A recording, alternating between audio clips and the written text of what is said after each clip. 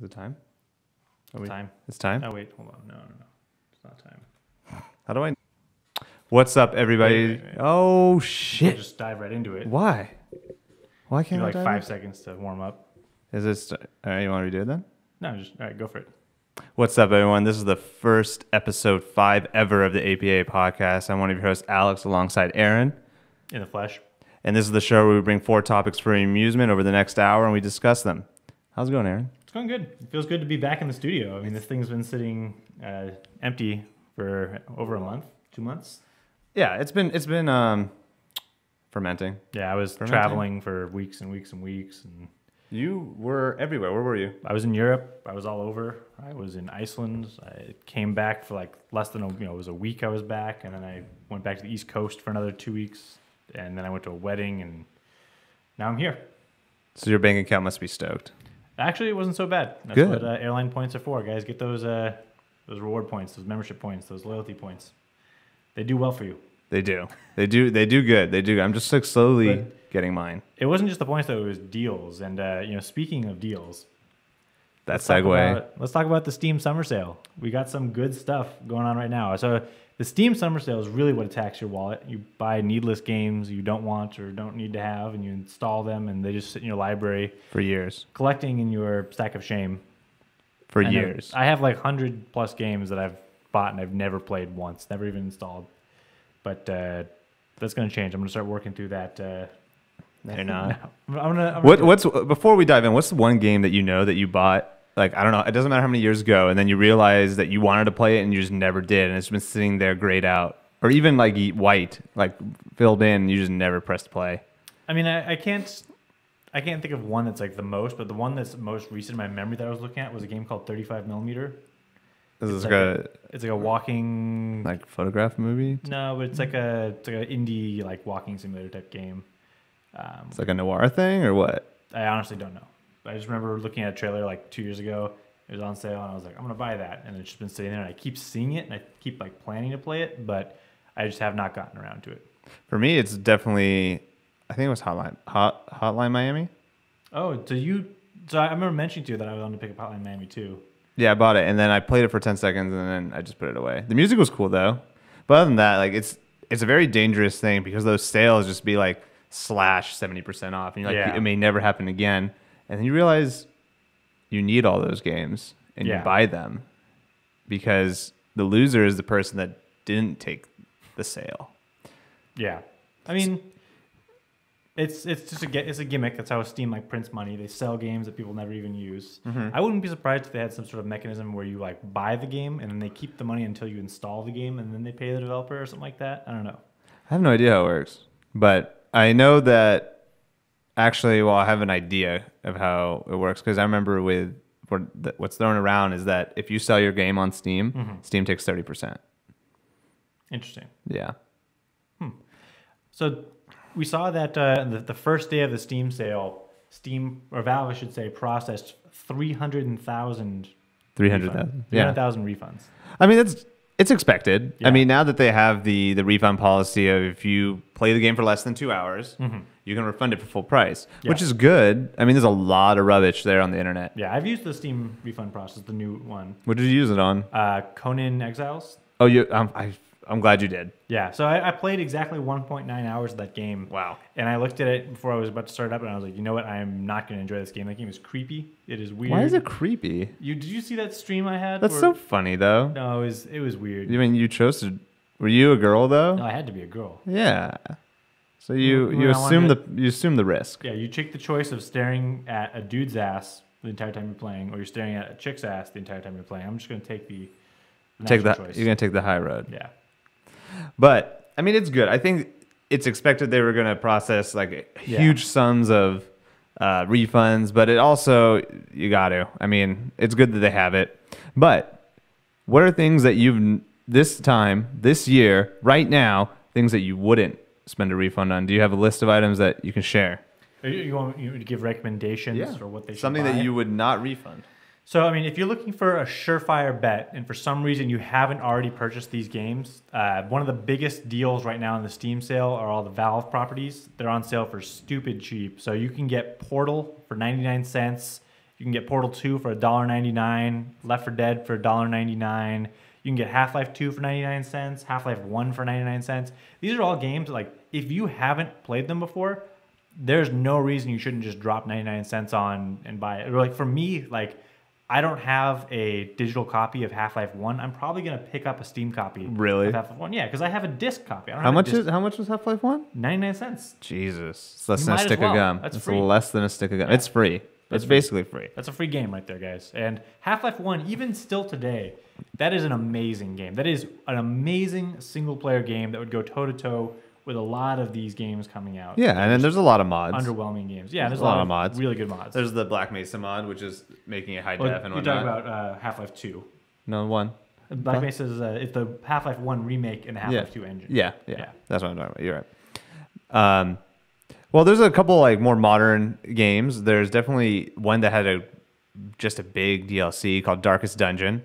It's, I believe now it's on sale, and it's only what I've heard. It's good stuff. Yeah. It's a unique game. It's a unique property. Basically, what it is, you take 4 like companions with different abilities, and you go through the Darkest Dungeon, and it's just kind of a game where it's like an RPG, and you go, and it's a dungeon crawler, but it gets stupidly hard. But I need to buy that one. I think I'm going to buy that one. So Alex was talking about this last night about how it's a party-based dungeon crawler where you shouldn't get too attached to any one of your party members because they die and they cycle in and out pretty quickly, or you may need to like switch a party member for a specific task or something like that. Which is tough for me because I get really emotionally attached to my party members. You can name your party members whatever you want. So I can name it Aaron. I could name it any one of our friends, and if they die, I could get really mad. That's always tough. Like you're playing The Sims, you name it after your family members, or like Is that what you did? Yeah, but I was playing Oxygen Included. Oxygen Not Included a lot recently, and I named all the dudes, the replicants, whatever they're called, after my roommates. And then it was really tough for me to watch my roommates die, like suffocating with no oxygen in the bottom of a pit, or overheating and throwing up, and you just don't want to name your game characters after real life people. It's a bad choice. Other games are on sale. Is obviously all the Bethesda games. They usually get a big slash. Yeah. Doom, if you've not played it yet, pick it up. I did not play Disarmed, but that's also slashed. Fallout 4, you could probably skip that excitement. Yeah. But yeah, all the Bethesda games are usually generously slashed. I think Prey is. Is Prey on sale already? I think it is. I'm gonna pick up Prey. I meant to pick that up. So one of the things I always try to pick up during the Steam sales are the 4-packs of co-op games. Yeah. I am a little bit disappointed that about a year ago, I want to say, they changed their policy where you can't buy a 4-pack if you already own the game. Really? Which I think is crap. Why can't you just gift it? That was the thing. You cannot even purchase the 4-pack. That's stupid. So it used to be that I would have a game. I'd be like, oh, I want all my friends to play this game with me. I'm going to buy a 4-pack and gift the game to all my friends. What did you just recently try that on? I don't remember what it was, but it was last Steam sale, I remember. And it was a game that I had. I think it was Payday 2. Oh, Payday 2. I wanted you guys all Payday 2. You were definitely on that train. And I'm still on the Payday 2 train. Anytime you want to play. It's coming to VR. Yeah, that was actually kind of interesting. I saw that. I'm not sure it's a game I would want to play in VR because it would be really fun to play. What they call a loud mission in VR, where you're like what's a shooting loud? people. Oh, okay. But a stealth mission, you kind of need this precision, Right. that a mouse and keyboard gives you. And it's certainly not realistic, but I think it would be very difficult to play a stealth mission in VR. Yeah, I could see that. It would be tough. Yeah. But for those that are looking for some, some cheap thrills, there's definitely games that are under $5, like Rogue Legacy and all those things that you can pick up. And like the items that Aaron mentioned, really cheap. You can budget this whole thing for you and probably set yourself up until the games that come out in the fall. That's what you're interested in. Also, I saw your Steam link for the first time yesterday. Yeah. Steam Link's on sale right now. I believe it's $15. Yeah, for it's Steam like Link. It's like 70% off or The something. combo with a Steam Link and a Steam controller is $35. Did you buy the controller? I did. Is it okay? So the Steam controller is great. It is not good for all games. I don't recommend it for first-person shooters. But for third-person games, and especially for Elite Dangerous, actually surprisingly, I really enjoy it.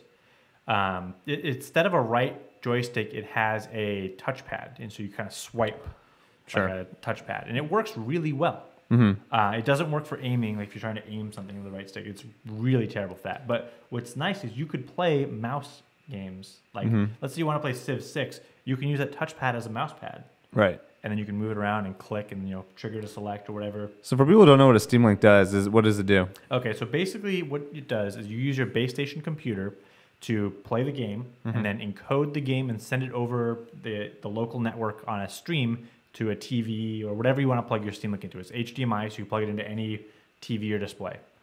So what I have it set up is I've got my desktop upstairs in my bedroom, and downstairs I've got my fancy 4K TV, and I can plug in my Steam Link and play video games with a controller on the couch, like I'm playing the console experience, but I'm still playing PC games. How is it? So it streams it to the TV. Do you ever feel that there's ever any quality that drops, or is it pretty good if it's on the local network? It's on the local network, so it's really good. It'll dynamically scale the quality to make sure it's using the most of your network. And I've got a gigabit wired network at home, so it's almost imperceptibly as good as if I was playing on the same computer.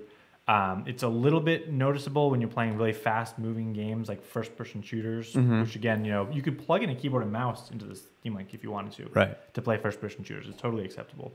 But I find it's mostly useful like if you want to play certain games. Like so when we do Jackbox, that's a great party game. You just load it up in Steam, play it on the Steam Link, so you have it downstairs. You don't have to fuss with like a computer downstairs or mouse and keyboard. It works out really well. I played a little bit of was the Alien game that came out recently. Alien game? Came out recently? The scary spooky game. It came out in 2014, actually. Are you talking about Alien Isolation? Yes, Alien Isolation. I just got that game in the last Steam sale, and I'm still working on it. It's spooky. It's very spooky. So for $15, would you give it a yes? Oh, that's a must-buy for $15. It's a must-buy if you have a good PC? You don't even need a good PC. You don't even need that. If you have a wired internet connection at home between your PC and your TV area, it's a no-brainer. Can you use Wi-Fi with the Steam Link? It's just not recommended, or just not even available? You could. I think you would start to see degradation of quality. But actually, let's segue into our third topic. Let's skip number 2, because this kind of talks about this underlying technology of game streaming is coming out in a big way. We saw 2 things happen in the past couple months. So just I think a week or 2 ago, NVIDIA released their beta for their Mac client for GeForce Now. GeForce Now is a game streaming service. So basically, NVIDIA has a cloud. So they have a server room full of gaming computers. Essentially, they've got their Tesla line probably is what they're using set up. So they virtualize an experience where you log in, you play games that you already own on Steam, or I think Battle.net is also supported, and you can stream them to your computer. So I was trying out the Mac beta, and I don't think there was an NDA for the beta. I think it might be an open beta, so I think I'm fine to say this, and it works fantastically. So I've got a 2011 MacBook Air. That game cannot play, or that computer cannot play any games, even when I have Boot Camp on. And, there are no 3D games that it can do. It can do like League of Legends at like 20 or 30 frames per second at low settings. So is that how you got Overwatch to work on your MacBook? Yeah. So I played Overwatch at full 60 frames per second at 1440 by 900 on this little teeny laptop. So for for cloud gaming, since I'm not completely familiar with it, it's basically all the back end work is done on NVIDIA's side, and your computer is just used as the display. Exactly. And the delay is minimal. I was able to play Overwatch a little bit, and play decently well. I wouldn't recommend it for competitive gamers. Sure. Something like Overwatch, where like you can play casually, you don't need reaction time super quickly unless you're playing Hanzo and going super try hard. But like for just casual games, and I emphasize casual games, like over the shoulder RPGs are perfect. It's like single player experiences are pretty good. Single player perfect experience. So it takes your Steam library. They don't offer a service through them specifically saying, hey, if I want to not use Steam or not use Battle.net client, NVIDIA may have like a small catalog, let's say Witcher 3, and it will stream it from there. Yeah, NVIDIA does offer, you can purchase games through NVIDIA and GeForce Now. Okay. And I believe you can even play games that you do not own. Some of them are considered free games. Like so, you have subscription that you pay for. And I should have looked up how much the NVIDIA subscription is. But so there's 2 platforms we want to compare. We want to talk about NVIDIA GeForce Now, and we want to talk about Liquid Sky. So Liquid Sky, transition over that for a little bit, is it's not an AMD platform, but it is powered using AMD's new Vega line of graphics cards. And Liquid Sky has actually been around for several years. I think maybe 3 or 4 years.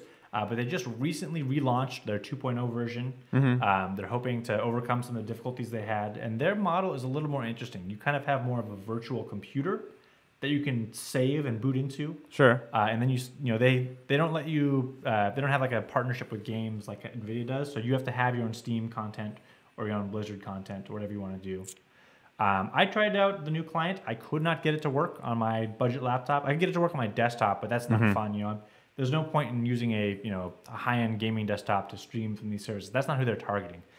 They're targeting people who have a medium-end laptop or like low-end desktop. Maybe they're traveling for work and they don't have their computer with them, or maybe they went to a friend's house and they want to have a LAN party on their little laptop. I mean, like, Alex, this is a really cool idea. We can have a LAN party. I can bring my crappy little MacBook Air and bring like a plug-in mouse and be good to go. So a lot of this, can you save with the NVIDIA platform? It's cloud-based, but can I save some of those games to play offline? No, it's not. You can't play offline. So what about the Liquid Sky? It sounds. Can you play that? You can't play that offline at all. Everything is being rendered in the cloud. Okay. So that's. But if you're talking about save files, Steam has their save files saved in the cloud. Okay. You could do that. So now this is all coming together. So there is also this option on consoles. There's the PS Now, which is the PlayStation equivalent, which is the cloud-based where you stream the game.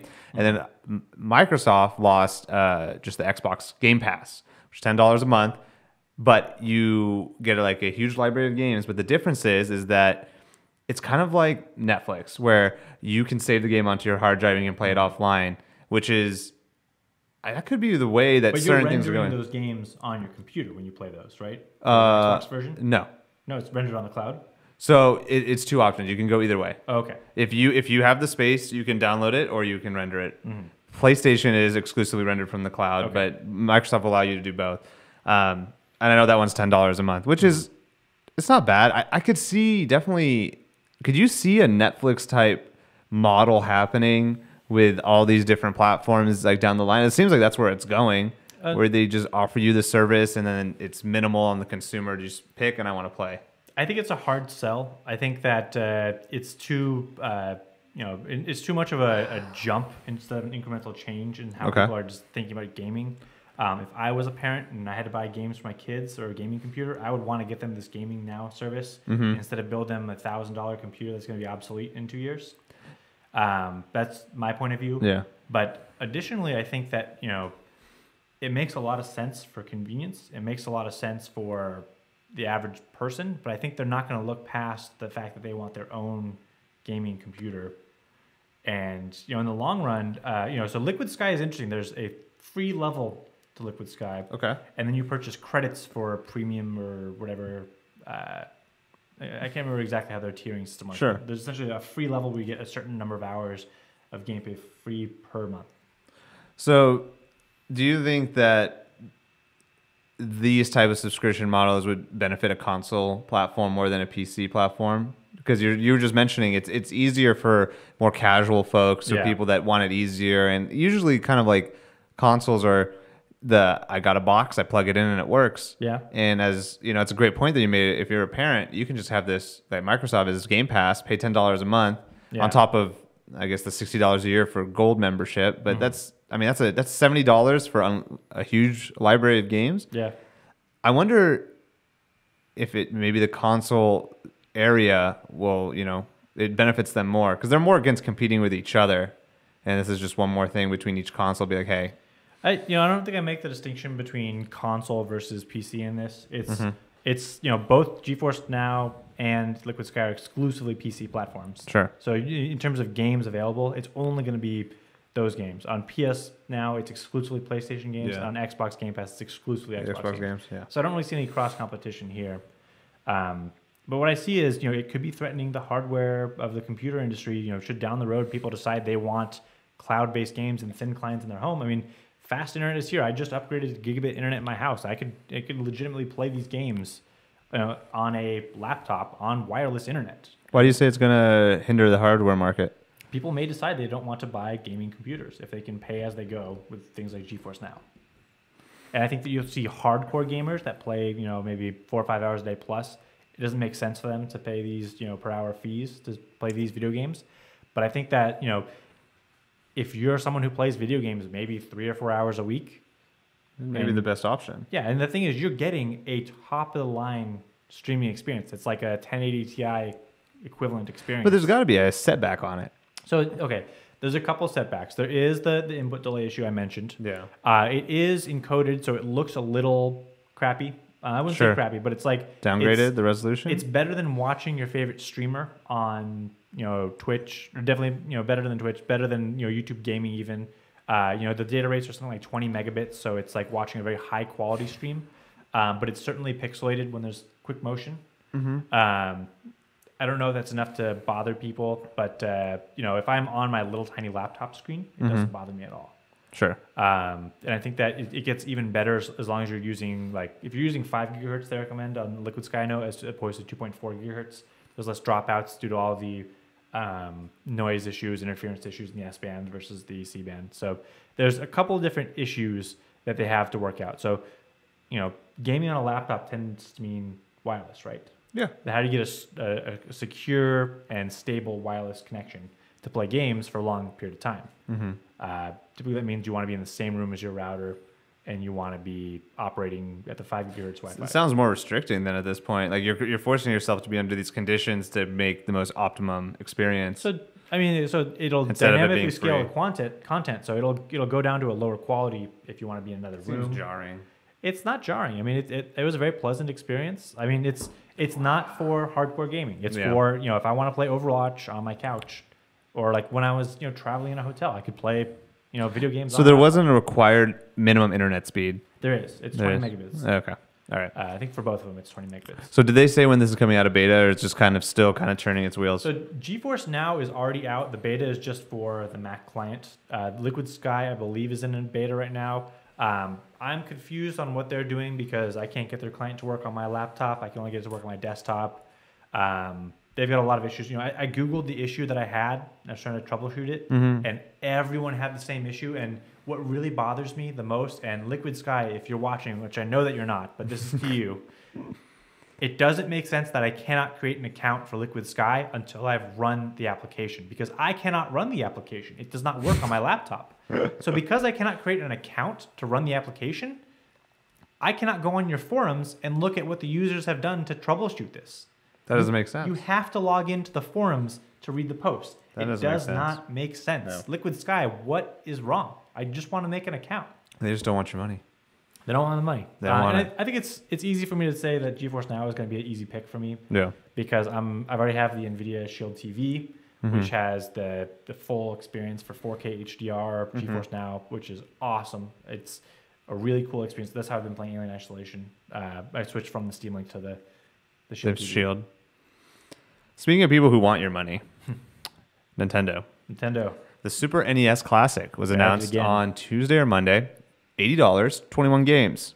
September 29th, and only till the end of December. Right. As a catch up, the NES Classic came out last year in November for $60, and it was sold out instantly. And then they trickled it, I think, until March. Until at the end of March, they said, we're discontinuing the line because they couldn't keep up with hardware demands. Right. Which that's debatable. I mean, it's a plastic box it's basically an emulator put into a plastic box. Right. So now they announced the Super NES Classic with 21 games, and you got games ranging from Link to the Past, Metroid, Mario Kart, F-Zero X, Final Fantasy 3, Star Fox 1, and the unreleased Star Fox 2. It's actually an incredible library for someone that, may be older and has kids and wants to experience it with them. It comes with 2 controllers instead of 1, and it's like 8 feet long, the cable. You still got to go with cables. Yeah, but extra 2 feet this time. Yeah. So, I mean, that was something that was from the original NES itself, was the cables were short and you kind of sat in front of the TV. But now they have people, sitting on their couches playing video games. They want the longer 8-foot cables. Sure. I mean, you got to. I mean, it was really close back in the day. Yeah. But I think it's fun. I think it's definitely. I've never owned an SNES. I had a Sega Genesis, and I had friends that owned the SNES. And do I want to play these games? Kind of, but maybe not at the same time. I think it's something adorable that you could own, and I think it's more of like a collector's item. Yeah. With some really good games. The catalog is phenomenal. Right. For the 16-bit genre. But if for someone who I don't think you're that much interested in it, no. Do you think that, it will sell out? Oh, of course. So the reason it'll sell out is because last time people were buying them and selling them on eBay. They knew it was limited edition. They were buying like 20 of them at a time. You saw them on eBay almost immediately for double the price. You know, I knew people that were just flipping them just to make money. Everyone was buying them just to flip them. So, do you think that Nintendo will do the scarcity again, or they'll have they will? You don't think they'll have like a decent upfront supply, and then it'll be every single Nintendo console release, whether it be a mini classic or a full up console, has had issues with keeping enough product on the shelf, and that is intentional.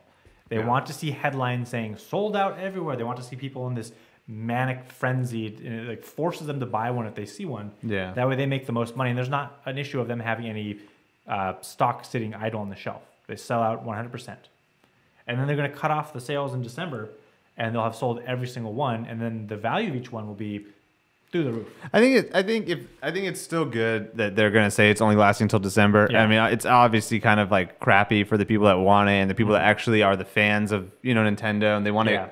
I think it's big for people that want to share it with their kids, like, you know, people in their early 30s or even our age who have children, and be like, hey, this is a game I used to play, and then the mine will be maybe blown or bored. But it's not a bad price. Yeah, it's 21 games. It makes me kind of nervous in the sense that all these things could be done on a virtual console on a Switch.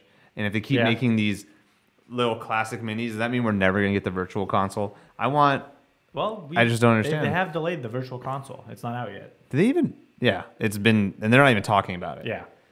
I mean, maybe they'll talk about it once the online for the Switch comes out next year. But I think just to kind of wrap up the SNES, if I find one, I'll probably buy one. Mm-hmm. It's really adorable. 21 games. There's some games I wouldn't mind just playing. I wouldn't mind it at all. I think it's going to be a frenzy. It's going to be a feeding frenzy. Right. But I think it's good that they say, hey, it's going to be done by December, instead of this weird like message where the Nintendo Classic didn't. But so here's the problem I have with the NES Classic and the SNES Classic is it's designed for people who are they don't have a lot of knowledge of games and consoles and whatnot. They maybe have they play them as kids, they want to play them again, and for $80 price point, that's a great deal, I think. It's an easy Christmas gift too. But you know, if you have a Raspberry Pi, what the fuck? You throw a MAME emulator on there. What's a Raspberry Pi? Raspberry Pi, like those little like $20 computers. It's a full computer and a little board, and you install Linux on it. You install MAME emulator on it, and you have for free basically NES emulator, SNES emulator, Sega Genesis emulator. Looks like Koodle is tuned in, by the way. We just noticed. Hey, what's up, dude? What's up, dude? Yeah, so you could get any emulator you want. I mean, I don't think a Raspberry Pi would do anything like the Wii emulator or the GameCube emulator. But I think it's that's so many different layers that someone that's just trying to get a gift for somebody, it's so much easier just to buy the purple box. And if you're buying it for a kid, or if you yourself don't want to go through the effort, that's one thing. But these games, you can buy them. Now, okay, so I should say it's not legal to have all these games on the emulator, but and you gotta get the ROM. It's all out there. It's been out there for years. You know, Nintendo hasn't really been cracking down on it that much because these games are like 30 years old. Maybe that'll change. I mean, they'll crack down on it. Yeah. But I think it's just there's a lot of hoops, and some people aren't big fans of the emulators, and they don't want to like. Some people don't like the hassle of finding all the ROMs and doing all that stuff. But I think anyone, and a lot of people that are in our generation are tech savvy enough to find it. But I think the box is meant for, you know, the people that kind of want the nostalgia of having one. And then maybe they're against emulators or ROMs, and that's another reason to get their favorite games. Yeah, and it's an easy gift. Yeah, if you know somebody that just would. You know, it's an easy layup. Yeah, it's an easy layup for some people. I know I was listening to a podcast, and one of the persons on the podcast bought a sealed original Super Nintendo 2 days before they announced this, and I'm pretty sure that cost more than $80. Yeah. So I mean, easy gift, and we'll see how it goes. September 29th, $80. If you're on the fence, you might as well pick one up if you can. Might as well buy it. You can always resell it. You can always resell it for long. Not that I encourage flipping, but you know, you won't be regretting that purchase. No, for sure. No, you'll at least get one more dollar. Yeah, if it came down to it. Yeah. Aaron, I'm feeling a little bit of dry. You feel dry? I'm feeling a little dry. A little bit of drought. A little drought in the summer.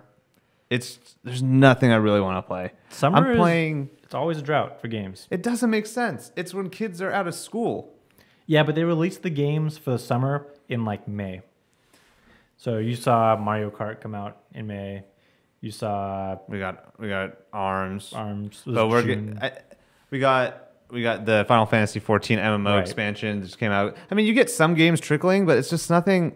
Yeah, your big game season is the fall, leading up to the holiday season, and then you typically get maybe a couple big games in the spring, leading up into summer. But the summer itself, I'm sure people will correct me. Looks like Kudo's looking forward to State of Decay 2. That's that 2018 life, though. Yeah, that's quite a big wait. But I don't know, like, there's nothing really big looking forward to this summer. I mean, you said Splatoon 2. I'm interested in Splatoon 2 because I haven't played anything. And then you got the StarCraft 2 remaster, and then... Yeah, so StarCraft 2 remaster is available for pre-order right now, $15.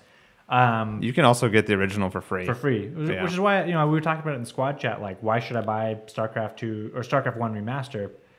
It looks better. Do I need that? No, you don't have to. It's for the people that want it. Yeah.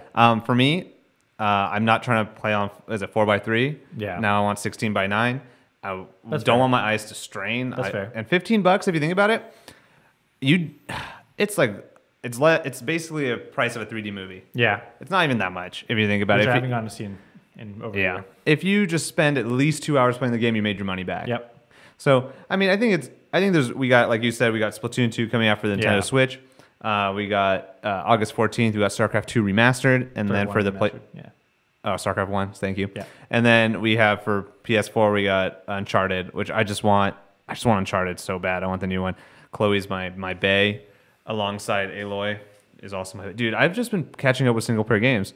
It is Last of Us 2, Last of Us 1 right now for me, and you saw me playing it, and then I finished Horizon, and I played the Diablo Necromancer pack. I just don't even. The Necromancer was nice, but I was just like, I didn't want to play it anymore. So speaking of Diablo, we just hit a milestone. Was it 2 days ago? We did? It was the 17th anniversary of Diablo 1 coming out. I don't know. Or something like that. Maybe. But that game is old. I mean, so StarCraft 1 came out like... StarCraft 1 came out in late 90s, 97. Yeah. 97. That's a 20-year-old game they're remastering. That's good, though. Yeah. I mean, I still would play it. I mean, if we want to hop on Lurker Defense, let's do it. Let's do it. I'm playing custom maps only on StarCraft 1. No, I cannot play. That game's too hard. It's too hard for me. Yeah. I know that the Destiny 2 beta for consoles is on July 18th. I'm probably going to pick that up. I want to play Destiny 2. I'm going to play it. Good. I'm excited for it to come out on PC. Like, if it ever I hope it doesn't suck. Come out. It come the last week of October. Like, it's like 2 days before Mario Odyssey or something like that. Or maybe the same day as Mario Odyssey. A busy fall. Mario Odyssey, Destiny 2. Wolfenstein. Which, by the way, I picked up in the Steam sale, Wolfenstein New Order. That's one you should have mentioned. Yeah. That's one you should have mentioned. I didn't know anything about it to give an endorsement yet. So I love the original Return to Castle Wolfenstein. I think we talked about this last week. But, I didn't know that they made Wolfenstein A New Order at all. It just slipped past me at all. And then I saw the trailer for Wolfenstein Colossus. Is this called? The New Colossus? God dang it. Chat will probably tell me. A Wolfenstein. Yeah, New Colossus, I think. Yeah, that game looks great. And so I want to go back and play the first one in that series. So, I'm ready. I'm ready for the fall. I'm ready for the games that are coming out. My body is ready. I'm gonna play the Destiny 2 beta on July 18th on PS4 just to get a taste.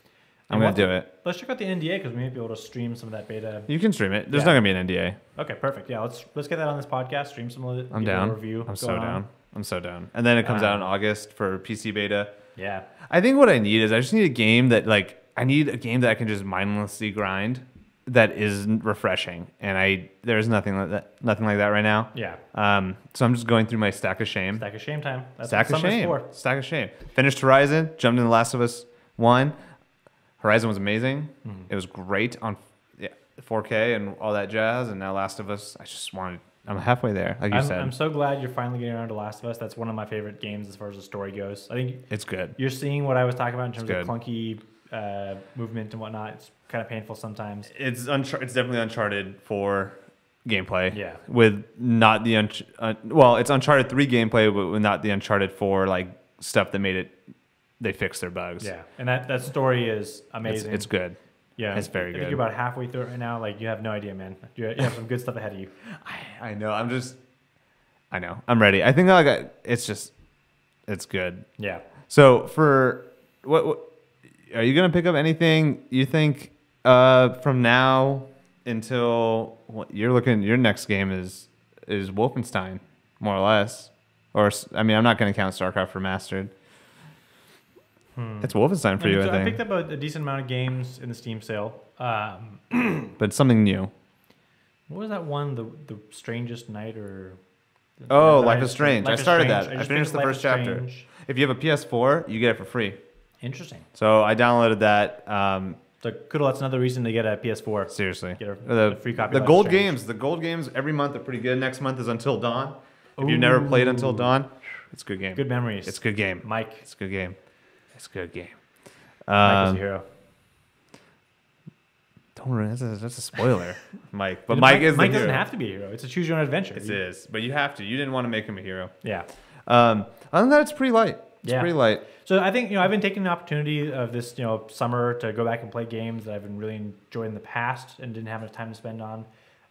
Rainbow Six Siege, still a great game, still the best shooter that is currently out. It's because you're really good at it. I'm You're really good at it. Like I feel that like when you are in that game, you announce this confidence, this skill, this agility, this finesse, this power that feel only spicy. great leaders do. I feel spicy when I play that game. I get really cocky. You do. You get, but the thing, cockiness is necessary sometimes when you want it when you're on a kick. But I think that game, I agree with you, Yeah. it needs new content though, really bad. This health patch is Too long. desperately needed, but it's kind of garbage. We want new maps. We want new operators. I had a moment last night that you were there you didn't witness it, but you I just heard it. pulled into my house. You heard it out the I window. heard I it. was screaming. This happens to any streamer, by the way. So any streamer, you'll play a bunch of games offline. It's kind of refreshing just to play with no one watching. And I was playing with my roommate. Everyone had died on my team. I was defending a secure area, 1v5, and I pulled off the clutch, and I won that round. And that is an intense feeling. I had like adrenaline in my hands Shaking. for like 30 minutes. Shaking. It was really intense. Oh, And Go ahead. I wish I had been recording it, man. That's the worst feeling. Did you have a PlayStation 1 growing up, or you just No. had a PlayStation 2? PlayStation 2. Crash Bandicoot Remastered came out. I've never Really? played that game before in my life. I never played it myself either. I played a couple PS1 games. I had a friend with one. You never played Crash, I played though? Twisted Metal. Maybe I'll pick up Crash after I finish Last of Us. I still have like 10 more hours, you think, in Last of Us from what you saw? Or is it going to speed up probably maybe like six more hours? Yeah, probably around that. 6 or 10? Probably like 10. 10. Dude, I just look all over the nooks and crannies for that stuff. It's so good. So I've been watching a lot of Final Fantasy 14 streams. And if you don't know what Final Fantasy 14 is, it's a MMO. So now, it's Final Fantasy 14 2, right? It's the Realm Reborn. So there's a great documentary. Danny O'Dwyer has a YouTube channel called No Clip, and he does documentaries. Actually, really good. He did one for Doom, which I think you'd actually really like. Yeah, definitely. And he's released a 3-part one for Final Fantasy 14, which talks about how that game crashed and burned. Like they basically released it. It was utter rubbish, and then they decided to shut it down and then rebuild a new one. And then at the end, when it was ready to launch the new one, FF14 Realm Reborn, they made an in-game event for the original one that transitioned. Okay. So I mean, I don't have the itch to play it, but at the same time, there's just nothing to play. There's Yeah. like legit nothing to play, and I was like, you know what? Maybe I don't remember the last time I played an Be careful MMO. those MMOs, like I don't think I have the youth in me to like free time. Well, the free time exists. I think that now with no more studying, the free time definitely exists. But it's just something to tie me over for a little bit, maybe until August. I don't know. When was the last time you played MMO? It's been a while. You've played an MMO. Oh, also, I mean, Elite Dangerous is technically an MMO. I play that occasionally. It's different. I played, if you want to talk about a strict MMO experience, the last one I probably played was I hopped back into the Old Republic when it went free to play about like a year ago, 2 years ago, something like that. Kudal, Aaron had some good suggestions for the Steam Summer Sale earlier in the VOD. Just to do a quick recap, we think it's okay. Yeah. So if you haven't played all the Valve classics, that's kind of what we talked about in the first section. If you want to go back and rewatch it, but Portal 1, 2, Left 4 Dead 1, Half-Life 2, Half-Life 1. These games are like $1 or $2. If you haven't played it, or even if you have played it and you don't own a copy and you want to play it again, pick those up. Those are like easy buys. Half-Life 1, Half-Life 2, still the best first-person shooter single-player experiences that you're going to get. Portal 2, amazing co-op game. If you have a friendship you want to destroy, that is a good opportunity to do so. For recent games could all for me, I would go with Doom and Darkest Dungeon. Yeah. I think I would do that. Yeah, I think it's both. It's both good. The new Doom is on the top of my stack of shame. I think I'm going to get to that this week. Stack of Shame is bad. We need to do an episode about Stack of Shames, but I will have no games on my Stack of Shame by the next episode. I'm writing it down. Let's write down Stack of Shame list. For next week or next time. I think next week. Yeah, I think so. I mean, yeah, we need to fix it. We need to do that overlay so we can do stuff on the internet as well. Yeah, so, but I know it's being the studio is nice. We got this fuzzy wall behind us. Fuzzy wall. It's very soft. But yeah, I think we'll pick up some games. Hopefully, when games roll out, we'll be online more. Yeah. Once I finish Last of Us, I'll be online. But I don't have too much more to discuss. I don't know if you want to add anything else or you want to. Well, let's take it to questions. We've got one person in the audience right now. Kudo, if you have any questions, we'd be happy to answer them. Let's go over. What have we been playing besides Rainbow Six Siege recently? Feel free to ask questions while we talk too, by the way. Yes, Darkest Dungeon has a DLC. It came out like last week, a couple weeks ago, Kudal. Yeah. Yes, it does. So it'd be a good time to pick it up. Yeah. So Alex and I have been playing Elite Dangerous. Bridge Simulator, Alex.